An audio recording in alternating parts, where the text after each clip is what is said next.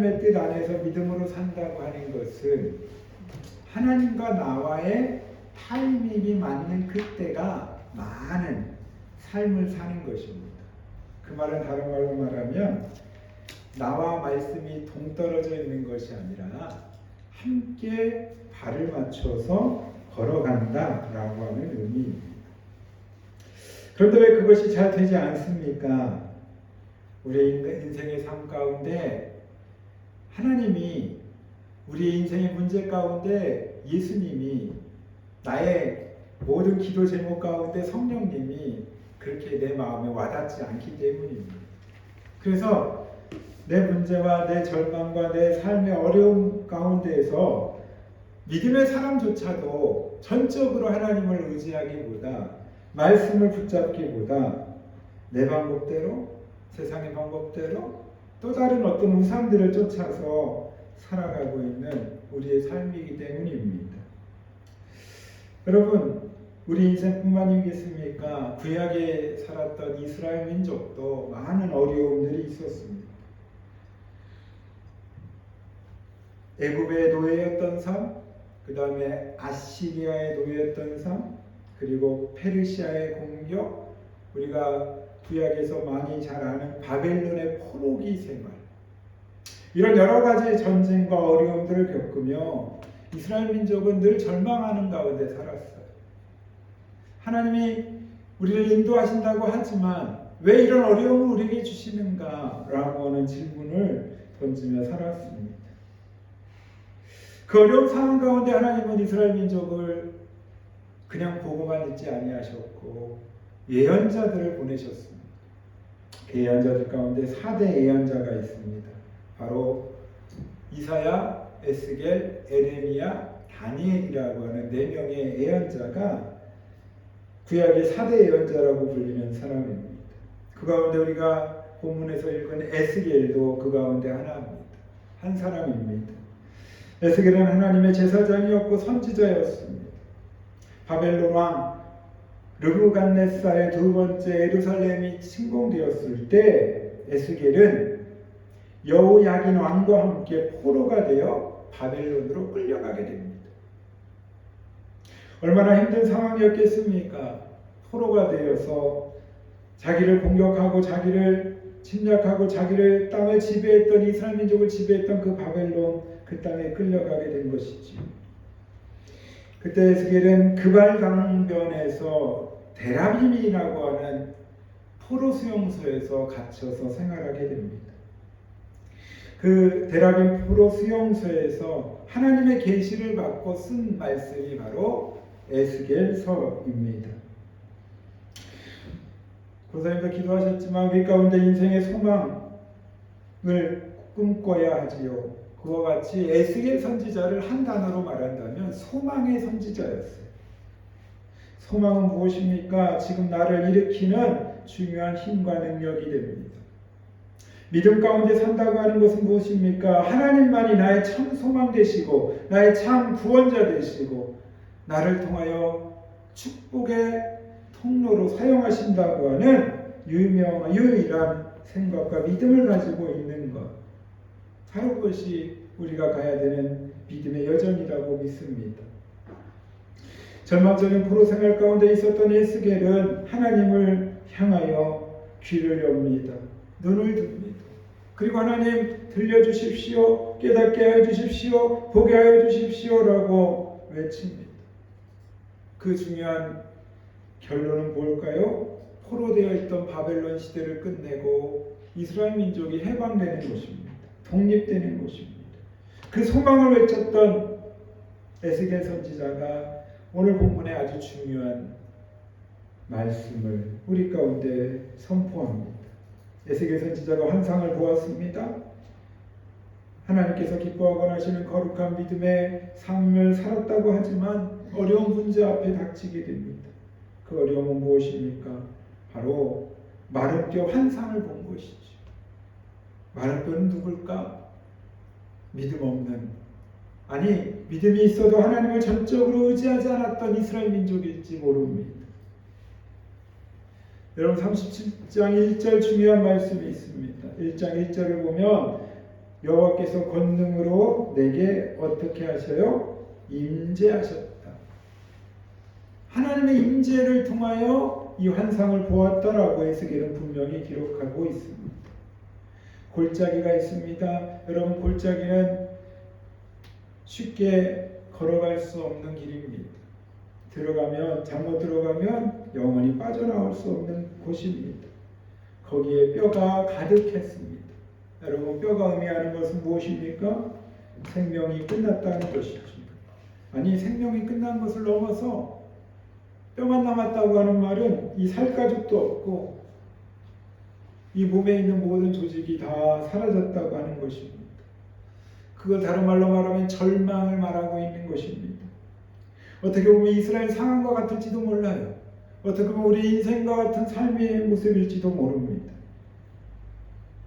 그때 그 골짜기에 기적과 같은 일이 일어납니다.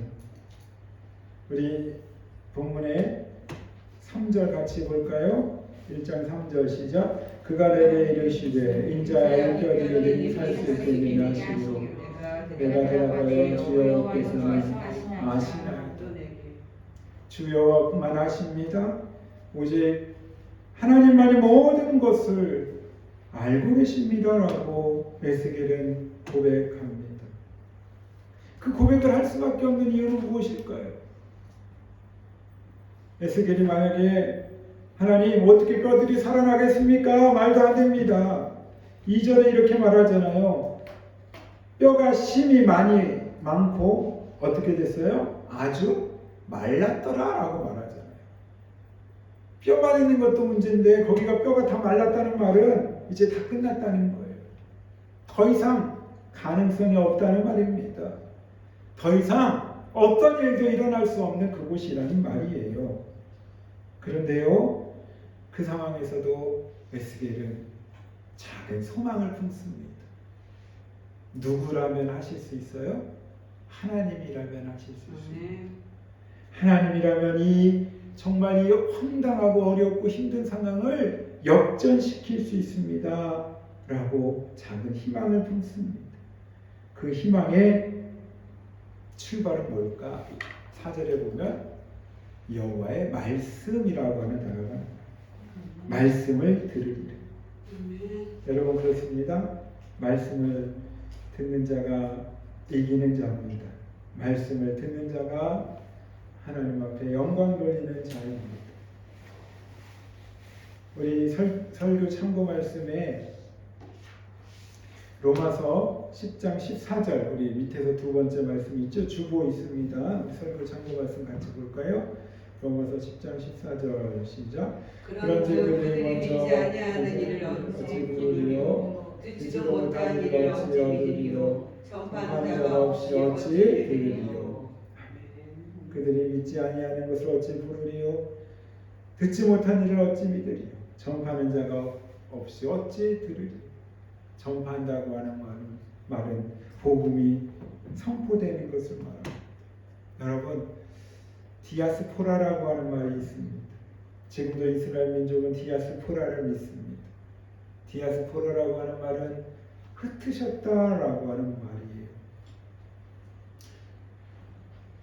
스포라라고 하는 말이 씨앗이라고 하는 뜻이거든요. 씨앗. 여러분, 씨앗은 땅에 떨어져 흙 속에 들어가야 합니다. 흩어져야 합니다. 씨가 뭉쳐있다고 생각해 보세요. 어떤 어리석은 사람이 씨를 한 100개, 200개를 더 많이 맺힐지 모른다 그래서 한 곳에 묻었다고 심었다고 생각해 보십시오. 거기서 온전한 열매를 거둘 수 있겠습니까? 씨는 흩어져야 합니다. 하나님은 이스라엘 민족을 포로기를 삼음을 통하여 바벨론 포로됨을 통하여 흩으셨습니다. 그런데 흩은 것으로 끝나는 것이 아니라 하나님은 흩음에 또 다른 사명을 주십니다. 바로 그것이 무엇입니까? 다시 모으게 하십니다. 마음이 흩어졌다고 할지라도, 몸이 흩어졌다고 할지라도, 또 다른 하나님의 부르심에 합당한 자들은 다시 하나님의 음성을 듣고 모이게 된다고 하는 것입니다.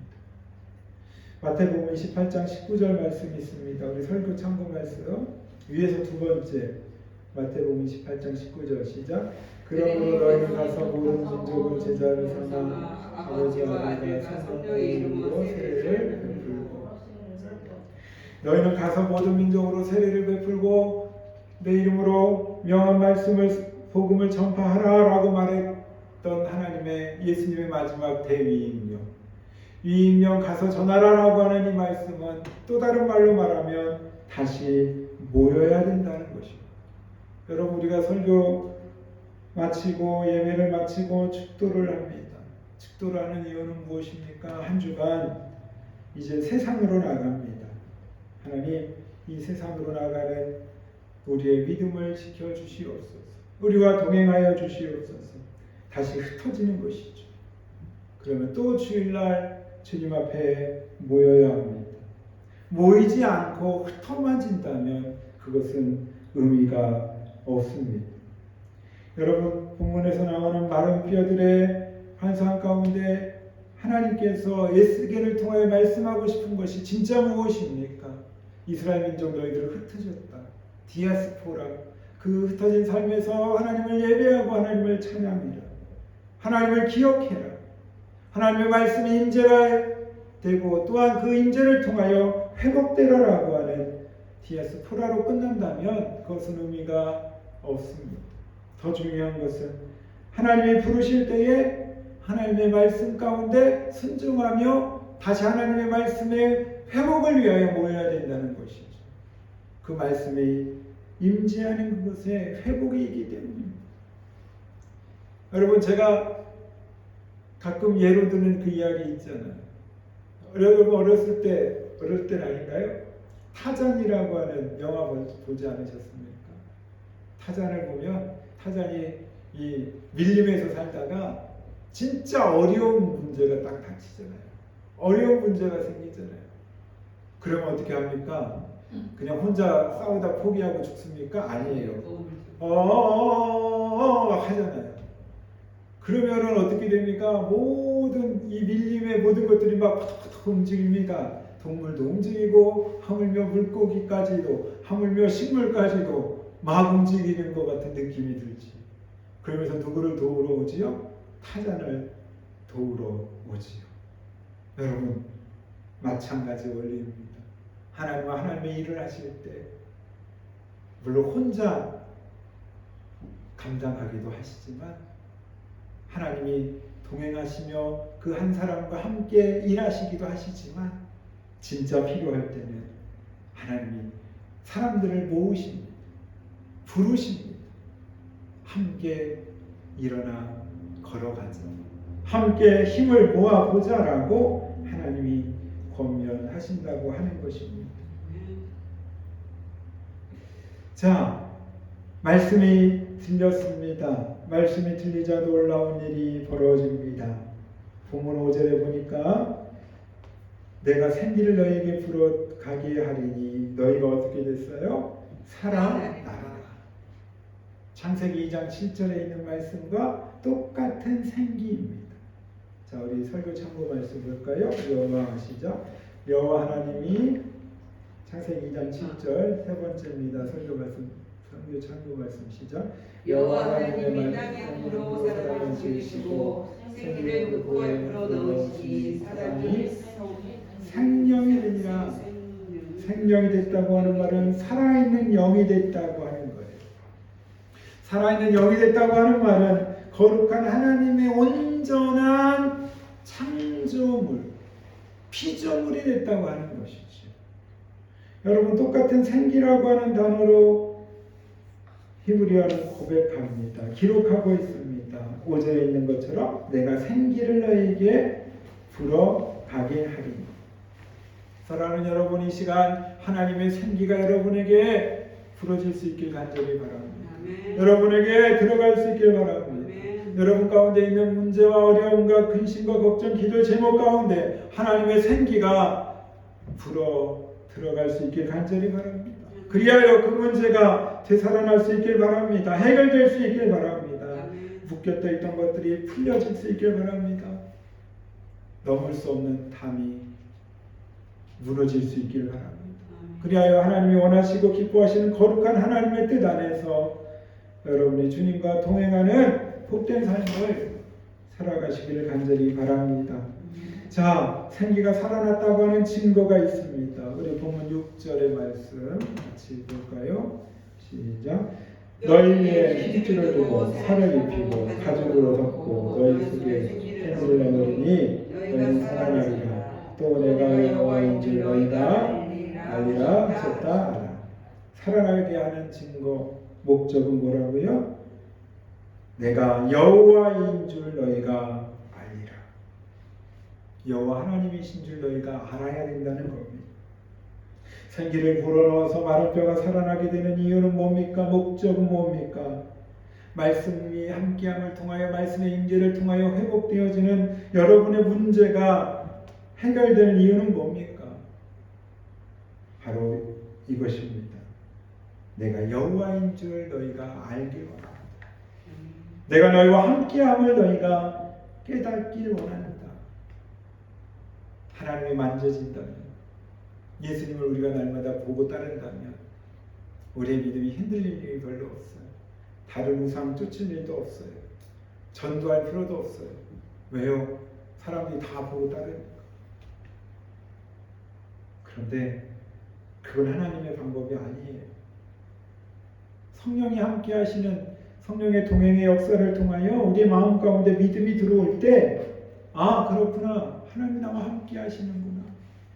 하나님 나를 붙잡고 계시는구나.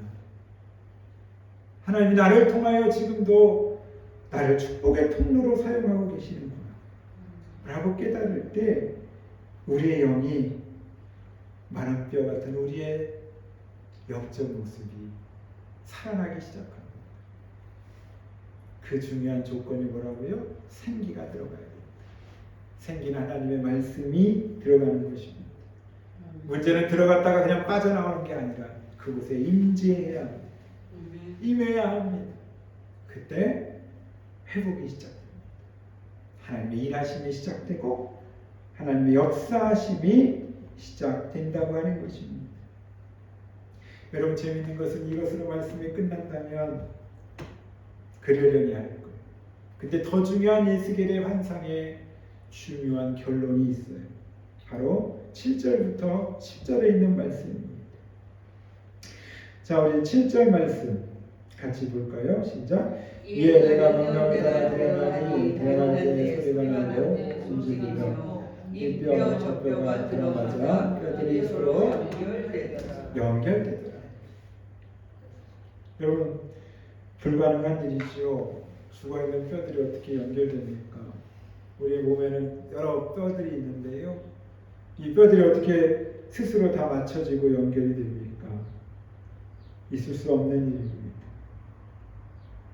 그 다음에 8절에 보면 뼈에 힘줄이 생깁니다. 살이 오릅니다. 신경이 되살아납니다. 가죽이 덮여요. 우리의 피부가 완성됐다는 말이죠. 그 속에는 생기가 없었지만 하나님이 거룩한 생기를 다시 불어넣음을 통하여 하나님이 놀라운 일들을 이루십니다. 그 결론에 놀라운 일은 바로 10절의 말씀입니다. 우리 10절 같이 읽어볼까요? 시작. 이에 내가 그 명령대로 대언하였더니 생기가 그들에게 들어가매 그들이 곧 살아나서 일어나 듣는데 극히 큰 군대더라. 군대는 뭡니까? 한 사람이 군대는 될 수 없습니다. 최소한 수십 명, 수백 명이 되어야 합니다. 많은 뼈와 같은 그 골짜기의 모습이 이제는 수백 명의 군대를 이름을 통하여 골짜기가 변하여 평화가 됩니다. 좋은 땅이 됩니다. 옥토로 변합니다. 이것이 하나님이 사람을 모으시는 놀라운 일이에요. 말씀드렸던 것처럼 디아스포라 흩으셨던 하나님께서 이제는 군대를 만드셨다고 하는 말은 다시 모으셨다고 하는 의미입니다. 모으신 목적은 뭡니까? 하나님의 영광을 위하여, 또한 새롭게 죽음에서 부활하신 예수 그리스도를 믿음의 대상으로 믿음의 구원자로 바라보라고 하는 것입니다. 그것은 다른 말로 말하면 믿음의 업그레이드. 하나님이 원하시고 기뻐하시는 거룩한 육신의 변화. 다른 말로 말하면 재창조입니다.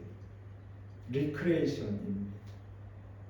하나님이 원하시고 기뻐하시는 거룩한 재창조가 우리 가운데 오늘 예배를 통하여 있기를 간절히 바랍니다. 디모데후서 1장 9절에 보면 이런 말씀이 있습니다. 우리 설교 참고 말씀 마지막 우리 디모데후서 1장 9절 맨 밑에 있습니다. 같이 볼까요? 시작. 하나님이 우리를 구원하사 성령으로 부르심은 우리의 행위대로 하심이 아니요 오직 자기의 뜻과 영원전부터 그리스도 예수 안에서 우리에게 주신 은혜로 하심이라. 아멘. 자, 말씀이 임합니다. 말씀이 임재로 변합니다. 임재가 있는 곳에는 어떻게 돼요? 회복이 임합니다. 생기가 불어나옴을 통하여 말씀이 생기가 되고 그곳에 새로운 생명이 재창조됩니다. 이 모든 것들을 한 단어로 말하면 뭘까요? 바로 은혜입니다. 하나님께서 우리에게 주신 은혜, 예수 그리스도가 십자가에서 나의 죄를 위하여 죽으신 그 은혜입니다. 그 은혜야말로 값없이 받은 것이지요. 은혜는 그냥 값없이 거저 받은 것을 은혜라고 말해요. 갚지 않아도 돼요. 그런데요, 일본은 아시다시피 온카이시 문화가 있습니다.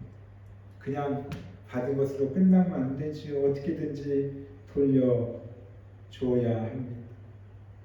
하나님의 은혜가 어떻게 보면 그런 건지도 모릅니다. 진짜 은혜 받은 사람은 그 은혜를 혼자 간직할 수 없습니다. 그 은혜를 나눠야 합니다. 나눌 때 더 크게 되기 때문입니다. 나눌 때 혼자가 아니라 군대가 되기 때문입니다. 그 군대를 이름을 통하여 하나님의 놀라운 은혜가 시작되기 시작합니다. 여러분, 말씀이 선포되는 그곳에 회복이 일어나고 그 회복을 통하여 하나님의 은혜가 넘치게 됩니다. 그 넘치는 은혜는 흘러가야 합니다. 흘러갈 때 더 큰 은혜를 나눌 수 있기 때문입니다. 예수님께서 십자가 지시기 전에 겟세마네 동산에서 기도하십니다. 하나님, 가능하면 이 잔을 내게서 옮겨달라고까지 기도하세요. 하나님, 제가 어떻게 이 십자가를 질 수 있습니까? 라고 하나님 앞에 매달립니다. 예수님조차도 하나님의 말씀이 임할 때, 하나님의 임재가 경험될 때 그의 예수 그리스도의 마음이 새롭게 됩니다. 회복됩니다. 회복의 의미는 뭘까요? 바로 인자가 이 땅에 온 목적은 십자가 지기 위함이라는 거죠. 살아서 이 땅에 살기 위함이 아니라 이 땅에서 모든 인류의 죄를 위하여 죽기 위해 오셨던 그 한 분, 바로 그분이 나라고 하는, 그 사람이 나라고 하는 예수 그리스도의 믿음의 고백을 하시죠. 겟세마네 동산에 갔을 때 혼자 가지 않으셨어요. 군대를 이루어 갔어요. 군대라고 하는 말은 뭐 몇백 명이 갔다는 의미가 아니라 어떻게 보면은 베드로와 야고보와 요한 세 사람을 데려갔는데 이 세 사람은요 기도의 군대였어요. 예수님의 진짜 제자들이었어요. 마가복음 14장 32절 우리 설교 참고 말씀 위에 있습니다. 같이 읽어볼까요? 시작. 그들이 겟세마네 가는 곳에 이르러 예수께서 제자들에게 이르시되 내가 기도할 동안에 너희는 여기 앉아 앉아 있으라 있으라 하시고, 예수님이 데려가셔서 함께 있던 제자 3명, 너희는 여기 앉아 있으라 하시고, 바로 베드로와 야고보와 요한이었어요. 야고보와 요한은 형제였습니다. 3명이었지만 군대였어요. 여러분, 우리 세 분이 오셨어요. 세 분이 영적인 군대가 될 수 있길 바랍니다. 아멘. 베드로, 야고보, 요한처럼 예수님이 마지막 하셨던 그 겟세마네 동산까지 그 기도하는 그곳까지 동행할 수 있길 간절히 바랍니다. 아멘. 겟세마네에 올라가면서 예수님이 기도하시기 위해서 가셨는데요. 너는 여기 앉아 있어. 기다려. 그 말은 무슨 말일까요? 진짜 가만히 있으라는 말일까요? 기도. 가만히 있으니까 가만히 인주한다. 그런 말이 있는데 가만히 정말 있으라는 말일까요? 야, 우리 기도해야 돼. 그러면 베드로가 기도하자 그러면 아니야 예수님 가만히 있으라고 그랬어. 가만히 있자 우리 숨만 쉬고 그랬을까요? 아니죠. 가만히 있으라고 하는 말은 기도하라는 말이에요. 누굴 위해서? 나를 위해서. 내가 십자가를 져야 되는데 겟세마네 동산에 올라가 내가 기도할 건데 너희들은 나를 위해 기도해 줘야 되지 않겠니? 너희야말로 기도의 군대가 아니니? 3명이 왔지만 특별히 너희를 불러서 너희를 데려왔는데 너희는 3명이 아니야. 30명이야. 아니 300명이야. 아니 3000명이야. 너희들이 기도하는 그 기도가 영적인 군대가 되어 내가 기도하는 그 기도의 작은 힘이 될 거야. 도와달라고 하는 의미예요. 함께 기도해 달라고 하는 의미예요. 사랑하는 여러분, 에스겔 선지자도 똑같습니다. 에스겔 선지자가 큰 군대를 이루었던 하나님의 역사를 보았던 이유는 무엇일까요? 왜 큰 군대를 이루었을까요? 하나님의 뜻이 바벨론 가운데 포로로 잡혀있던 이스라엘 민족 가운데 자유함을 얻고 또 다른 하나님의 일들을 하나님의 역사들을 이루어 나가기 위함입니다. 결론으로 말씀드립니다. 마른 뼈 위에 있었지만 그들에게는 소망이 있었습니다. 그 소망의 출발은 하나님의 말씀의 임재였습니다. 사랑하는 여러분, 여러분 가운데도 분명히 소망이 있습니다. 하나님의 말씀이 임재 함께할 때입니다. 에스겔 골짜기의 마른 뼈 환상은 절망을 미화하지 않습니다. 오히려 가장 처절한 현실을 있는 그대로 드러내고 있습니다. 마른 뼈의 골짜기. 그러나 그 자리는 절망의 자리가 결코 아니었습니다. 하나님의 말씀이 선포되었고 하나님의 영이 함께하였고 그 결과 죽음의 자리가 생명의 터전으로 바뀌기 시작됩니다. 생명이 잉태되는 어머니 뱃속과 같은 자궁과 같은 곳이었습니다. 그곳은 하나님이 일하실 수 있는 놀라운 가능성의 자리였습니다. 사람들은 다 절망했다고, 다 죽었다고, 없어졌다고, 희망이 없다고 했지만 그곳 가운데 하나님은 또 다른 뼈들을 살리기로 작정하셨습니다. 뼈들이 연결됩니다. 살이 붓습니다. 가죽이 덮습니다. 신경이 되살아납니다. 그곳에 생기가 들어감을 통하여 거룩한 생명이 됩니다. 하나님의 영으로 바뀌었다고 하는 의미지. 그 결과 하나님의 목표하시고 하나님의 계획하셨던 대로 절망은 변하여 큰 군대가 됩니다. 사랑하는 여러분, 여러분의 삶, 여러분의 인생, 여러분의 자녀, 여러분의 기도의 제목, 왜 어려움이 없겠습니까? 왜 문제가 없겠습니까? 그러나 다시 한번 이 말씀을 믿음으로 아멘하시길 바랍니다. 받아들이시길 바랍니다. 그 어려운 곳에서도 절망 가운데 있다고 할지라도 하나님이 말씀이 임하고 임재가 나타나고 하나님의 역사가 일어날 때 회복되고 되살아나고 거룩한 군대로 변화될 수 있다고 하는 것입니다. 그 놀라운 간증의 주인공이 여러분 한 분 한 분이 되시길 바랍니다. 여러분이 처해 있는 그 환경들이 여러분을 살리는 역전하는 하나님의 놀라운 기적의 출발임을 간절히 믿으시길 바랍니다. 그리하여 여러분의 삶 가운데 함께 하셨던 하나님의 놀라운 은혜가 여러분뿐만 아니라 많은 이들에게 말씀이라고 하는 거룩한 축복의 통로로 늘 흘러가서 새로운 생명이 여러분의 삶을 바라보며 주님 앞에 돌아오는 귀하고 복된 일들이 많아지기를, 또한 그런 삶이 여러분의 한 주간의 삶이 되시기를 주님의 이름으로 축원합니다. 기도하겠습니다.